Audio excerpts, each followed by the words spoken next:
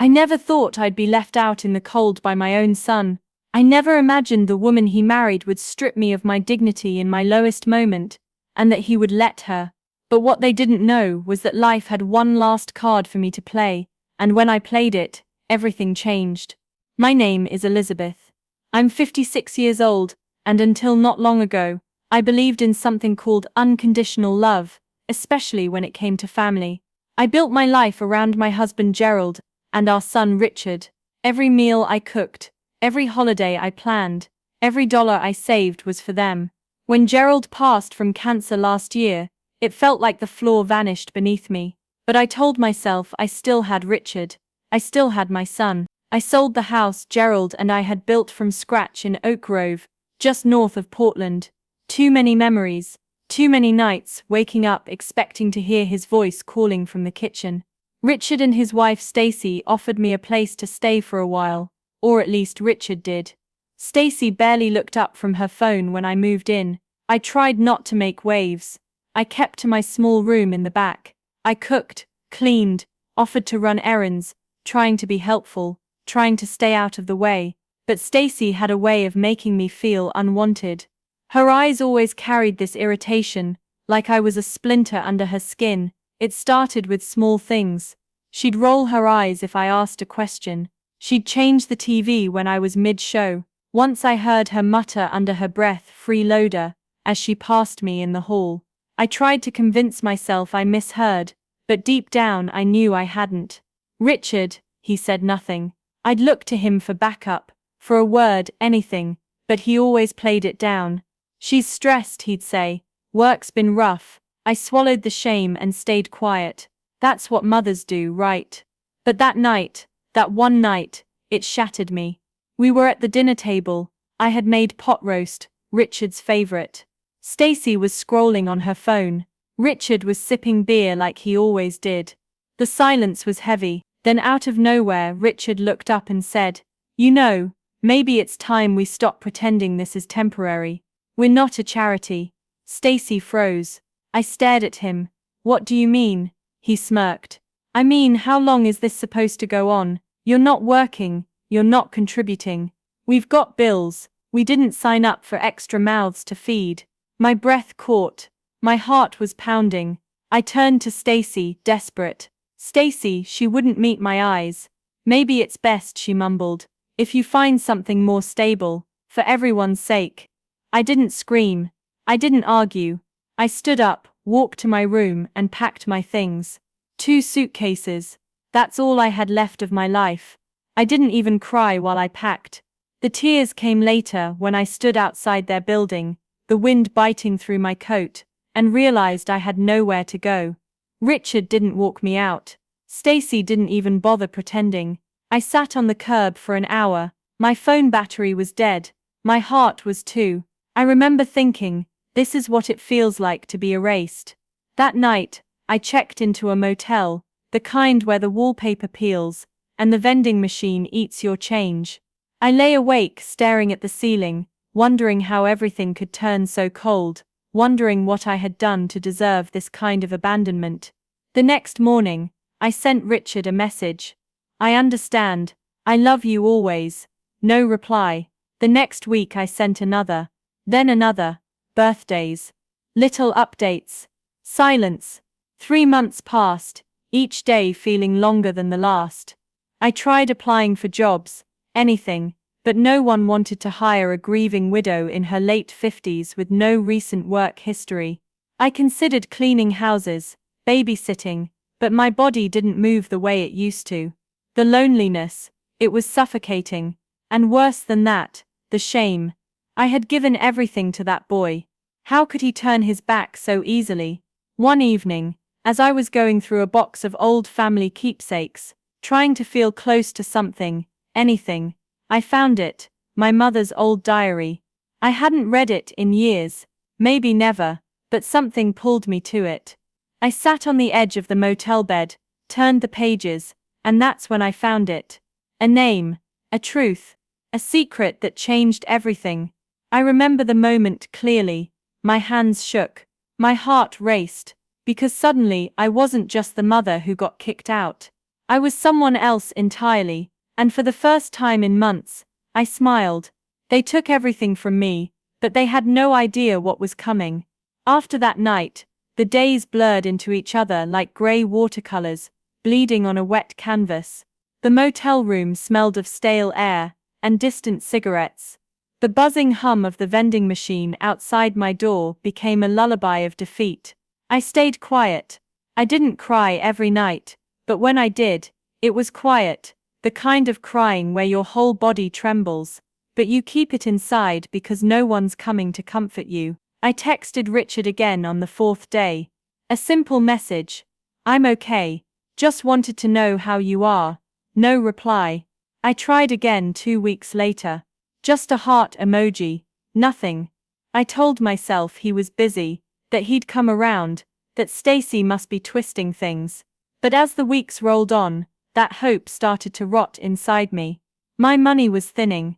I tried getting part-time work, grocery stores, front desks, even a diner down by the highway, but I was either overqualified or not a good fit, which is just polite code for too old and too tired. One night, I sat on the floor of that room, sorting through the only box I had brought with me, that wasn't clothes. It was a dusty memory box from the house, some old photos, a few letters, and tucked at the very bottom, a small leather-bound book. My mother's diary.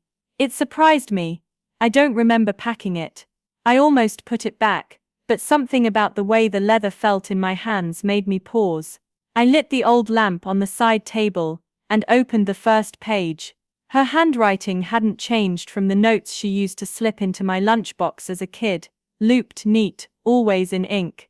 At first it was ordinary stuff, weather, church, complaints about grocery prices. But then I got to the entry dated June 12th. He came again today. Said he wished things were different, that he wished I could be his wife, but he has a family, a business, a name to protect. Elizabeth will never know. She must never know. I just pray one day she understands how much I loved her, even if she was born out of mistake and desire. I read it twice. Then again, she must never know. My breath caught in my chest. I flipped further, entry after entry, hints, memories, meetings at hotels, small cash payments. She tried to refuse but needed desperately. She never named him in full, only initials. But then another entry, February 9th. He said he'd made arrangements, that if anything ever happened to him, he'd ensure Elizabeth had something, a part of what he built. It won't be official, of course. It's too dangerous. But he promised me a trust, a letter. He said his lawyer, Mr. Goldstein, would know. That name, it hit me like a punch to the stomach. Goldstein. I'd seen it before. It took me 2 days and several online searches from the motel's shared computer, but I found him. Leonard Goldstein, retired estate lawyer, still listed under a private firm in Minneapolis. I didn't call. I couldn't. My hands trembled too much. Instead I sent a letter, a real handwritten letter, explaining who I was, who my mother was, and begging for a conversation. 2 weeks later, I received a call. I remember the way his voice cracked when I mentioned my mother's name. He knew her, not just professionally. Personally, I always wondered if you'd reach out someday, he said. There's something you need to see. I took a Greyhound to Minneapolis. The next morning, my suitcase was half packed, just in case he turned out to be some scam artist. But when I walked into that quiet office filled with old books, and even older silence, I knew it was real. He handed me a sealed envelope, yellowed, fragile. It was from Robert James Sawyer, the founder of Sawyer Energy, one of the biggest power firms in Minnesota. A man I'd seen in newspaper clippings all my life. A man with a family, a reputation, a legacy. The letter was addressed to my daughter, Elizabeth Louise. I couldn't read the whole thing in one go. I cried before the second paragraph. He admitted everything, the affair, the regret, the silent love, and then the promise. In the event of my death, I have insured a portion of my personal assets. untraceable through my estate, are to be delivered to you via Mr. Goldstein. You are my blood, and though I was too much a coward to claim you in life, I claim you now in death. Mr. Goldstein slid a folder across the table. Inside, bank accounts, a modest investment portfolio, ownership papers, titles, the total value, a little over $2 million. I stared at the papers, then at him. This is real, I whispered. He nodded. It's yours. Always was. My heart thundered, not because of the money, but because for the first time in my life, I felt chosen, seen. I didn't scream or laugh, or break down. I just sat there, quiet as a whisper, letting the truth wash over me like a long-awaited rain. That night in my motel room, I didn't sleep. I stared at the ceiling like I had for months, but this time with a smile creeping onto my face. They thought they discarded me. They thought I was done, but they had no idea. I wasn't broken. I was just getting started. I didn't go back to Portland right away. Something inside me had shifted permanently. I wasn't just Elizabeth, the forgotten mother. I was someone new now, someone who had been lied to her entire life, and finally saw the truth. For the first time in months, maybe years, I wasn't drowning in shame. I was breathing in clarity. I stayed in Minneapolis for a few more days, just walking through neighborhoods, sipping coffee in silence, watching people live their lives, people who hadn't been tossed aside like I had, and for the first time, I didn't envy them. I studied them. I wondered who among them wore smiles that masked heartache, who had been betrayed, who had clawed their way back from being invisible.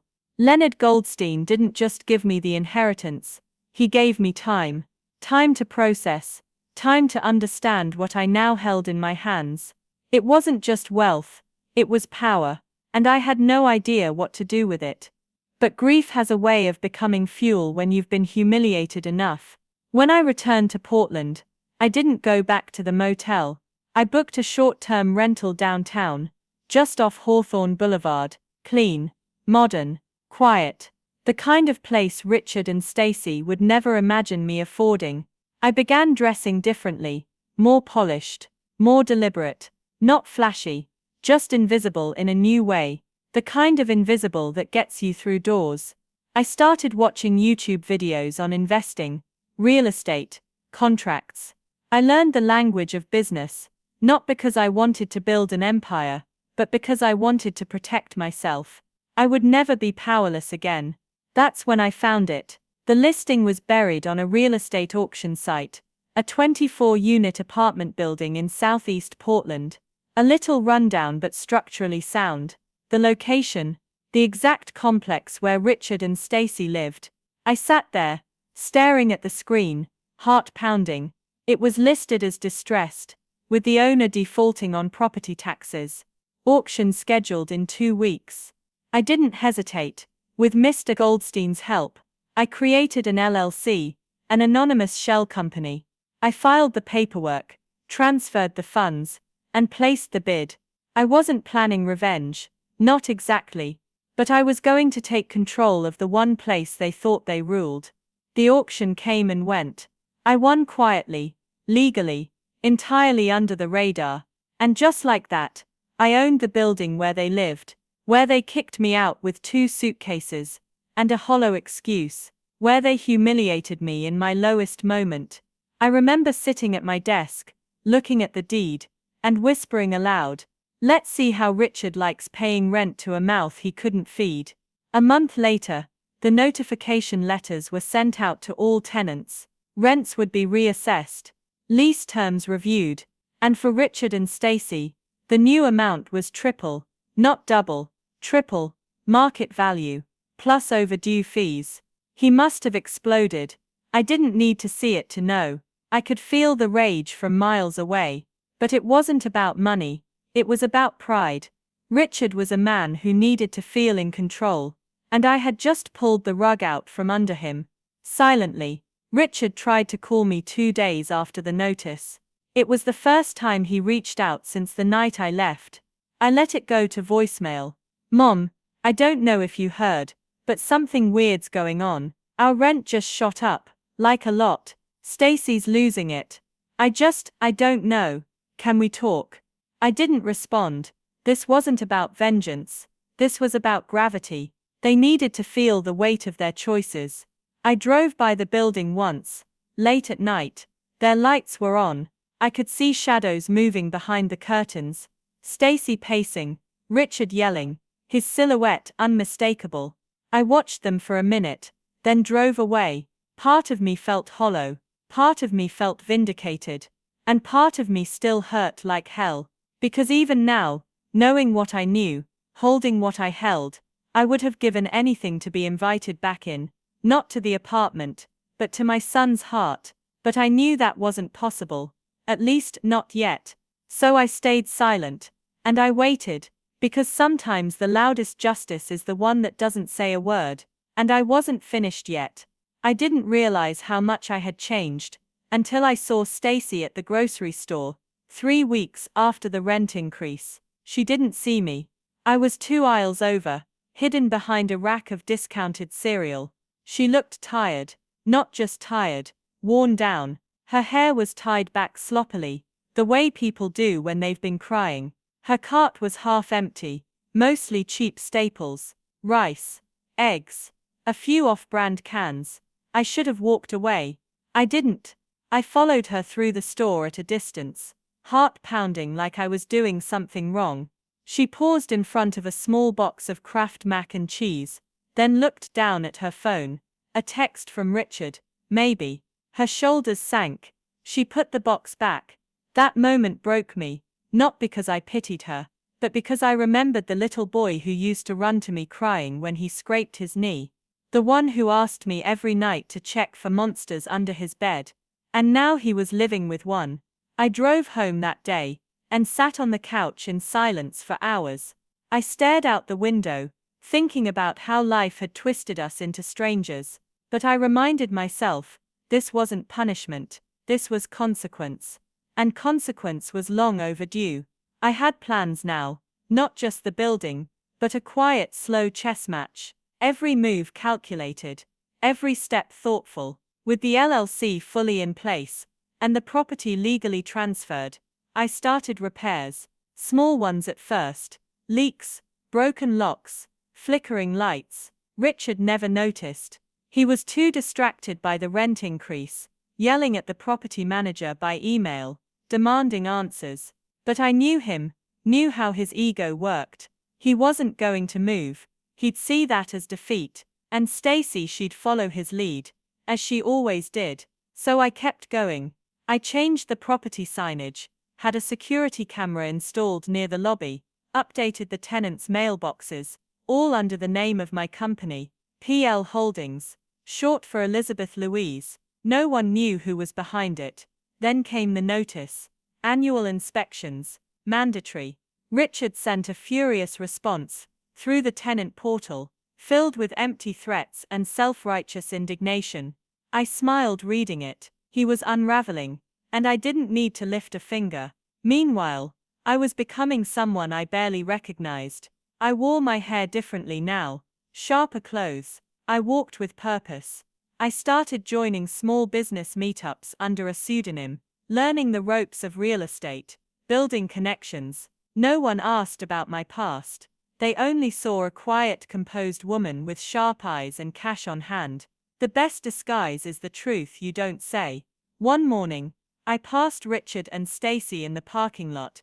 As I exited a tenant meeting, I kept my sunglasses on, hair tucked into a sleek bun, documents in hand. Stacy barely glanced at me. Richard didn't recognize me at all. Later that night, I sat in my living room sipping tea, thinking about how strange it felt to walk right past your own son and be invisible. Not because you're weak, but because you're stronger than they remember. They couldn't see me now because they only knew the version of me they used to control, and that woman was gone. The calls from Richard continued. Soft, hesitant voicemail. Hi Mom, just wanted to see if maybe you had time to talk. I know things have been complicated. I didn't return them, not out of cruelty, but because I needed him to feel the void he created. And every time I felt doubt creep in, I opened my mother's diary. I read those words over and over again. Elizabeth will never know, she must never know. But I did know now, and with that knowledge came a kind of armor no one could tear through. I was no longer the woman begging to stay under their roof. I was the woman who owned it. I always believed revenge wasn't about getting even, it was about balance, justice without fire, a correction, not a war. But when I saw the email response from Richard after he received the notice of his rent increase, I'll admit a small flicker of satisfaction lit inside me. Subject: rent increase. This is absolutely unacceptable. This must be a mistake. Tripling our rent, that's extortion. I demand to speak to whoever owns this dump. We've lived here for 3 years and never been late once. This is robbery. He signed it, Richard R. Wilson, like his name meant something. I read the email 3 times, and then forwarded it to my property manager with a simple note: please respond using Standard Clause C, regarding market rate adjustments. No special exceptions. Richard wasn't just angry, he was stunned. His arrogance never made room for the idea that someone could outmaneuver him. He'd become so used to being in control that the idea of answering to a faceless landlord drove him mad. Stacy tried calling me again that same night. The voicemail was different. No pretense. Mom, I know you're not picking up, but I really need to talk to you. Things are rough right now. Richard's upset. He's taking it out on everything. We're trying to figure things out. I miss you. I do. Her voice cracked at the end. For a moment my fingers hovered over the screen. I could call her back, tell her it would be okay, that I'd fix everything, but I didn't, because it wasn't okay, and I couldn't keep fixing the messes she helped make. Stacy had let him throw me out like I was nothing more than a bill they couldn't afford. And now that the pressure was on her, she remembered how to dial my number. No, let her sit with the silence a little longer. The next week, I authorized additional upgrades on the property: new exterior paint, hallway lighting, landscaping improvements. Richard's rent wasn't just a punishment, it was funding improvements for the other tenants. That was the irony.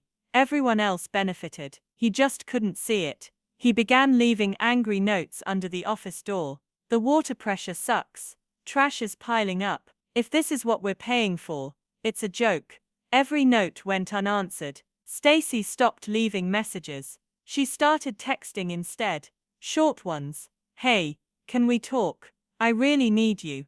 Then silence again. Meanwhile, I watched the bank statements roll in. PL Holdings was stable, profitable even. The other tenants were quiet, respectful, and paid on time. It was only Richard making noise, and Stacy caught in a storm. But things changed when I received the quarterly report from the building manager. Attached were photos of Richard and Stacy's unit. The bathroom had mildew, kitchen tiles cracked, mail stacking up on the floor. They were cutting corners, living lean. I should have felt pity. Instead, I felt clarity. This wasn't just about rent, it was about power, and Richard was losing it fast. Word around the building was he'd started taking on extra hours at work. Stacy was seen crying on the back steps one afternoon by another tenant. They were unraveling from the inside out, and I didn't have to say a single word. That was the part I kept coming back to. For so long I was the one begging to be heard, begging Richard to see what Stacy was, to see what he was becoming by standing beside her. Now they were choking on their own silence, and I was watching from above, literally. My new apartment overlooked their courtyard. Different building, higher floor, safer neighborhood, a view they could never afford.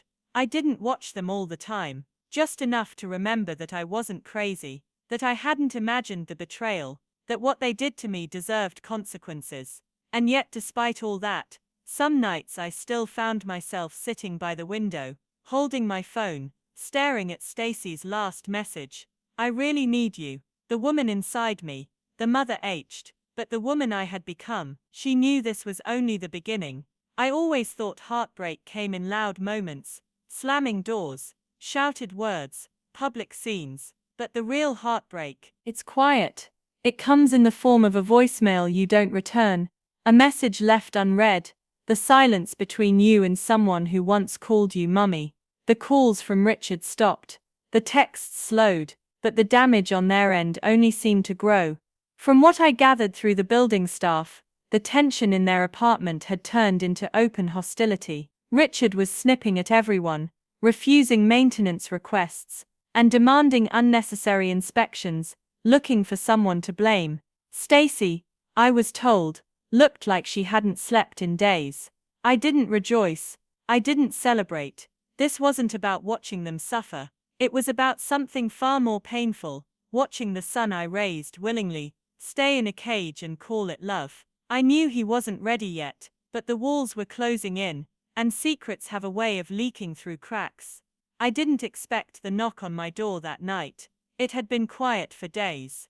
No emails from management, no voicemails from Richard, no more anonymous threats, just silence, the kind that feels like a storm crouched in the distance, waiting. But when the knock came, soft and slow, something in my chest tightened.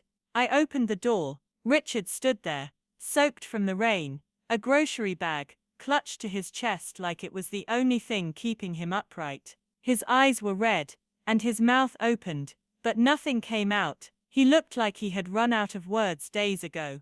I stepped aside. He walked in slowly, dripping water on the hardwood floor. I handed him a towel, and we moved without speaking. I warmed the kettle, poured 2 mugs of chamomile tea. He sat on the edge of the couch, like he didn't want to stay long, like he didn't deserve to. And maybe he didn't. He stared into his cup, eyes hollow. "She's not who I thought she was," he said finally. I stayed quiet. I mean, I knew, part of me always knew, but I told myself it was stress, that she just needed support, that if I was patient, she'd come around. Still, I said nothing. He looked up, his voice trembling. "She thinks someone's targeting us. She's obsessed. She's been going through my phone, my emails. Last week she followed me to work, said she was making sure I wasn't involved." A shiver ran through him, and not from the cold. "She asked if I was hiding something. If you were hiding something." That caught my breath. He didn't wait for an answer. "I told her I hadn't spoken to you in weeks, that I didn't even know where you were." He paused, but that was a lie. I met his eyes for the first time. "I found your building listed in a security notice. Same management company. I figured it out. It wasn't hard." Of course it wasn't. Richard was smart, always had been, but smart doesn't always mean brave. And now he looked like someone who had finally opened his eyes and hated what he saw. I didn't speak. "Not yet. I miss you," he whispered, "but I don't even know how to be around you anymore." My hand tightened around the mug. "You left," he said, voice cracking, "and I let you. I let her push you out." Finally I spoke. "No, Richard, you didn't let her. You stood with her." That stopped him cold. He blinked, his lips parted slightly, like he wanted to deny it, to defend himself, but there was nothing left to defend. I stood up, walked to the window, stared out into the night. "I begged for your voice that night," I said. "Just one word, just one. And you stayed silent." Behind me I heard him exhale, a quiet, broken sound. "I didn't think it would get this bad," he said. "You can't manage a woman like that," I said softly. "You survive her, or you leave her." He didn't respond. He didn't have to. We sat in silence for a long time. 2 people who shared blood but not trust. Not yet, maybe never. When he finally stood to leave, he set the mug down carefully, his eyes rimmed with unshed tears. "I don't expect forgiveness," he said. "I just needed to remember what it felt like to be safe." I walked him to the door. He paused, then turned back suddenly, and wrapped his arms around me. I didn't return the hug at first, then I did, but gently, cautiously. Like someone trying to hold a memory without letting it slip through their fingers. When he pulled back, he didn't say goodbye. He just looked at me one last time and left.